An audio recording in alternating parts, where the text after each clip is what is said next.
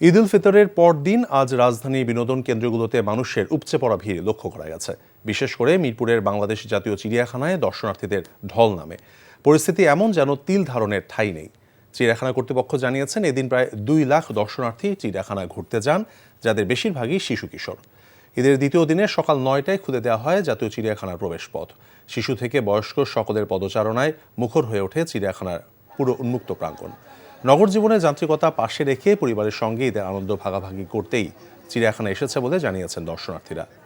নগরীর বিভিন্ন পার্ক, উদ্যান, শিশু পার্ক কিংবা উন্মুক্ত সড়কে দর্শনার্থীদের ব্যাপক ভিড় লক্ষ্য করা গেছে। এদিকে রাজধানীর হাজারীবাগ পার্ক থেকে ঈদ আনন্দ মিছিল ও র্যালি বের করেছেন স্থানীয়রা। নতুন প্রজন্মের কাছে ঈদের দেশীয় ঐতিহ্য পরিচয় করে দিতেই বিকেলে আয়োজন করা হয় বলে জানিয়েছেন আয়োজকরা।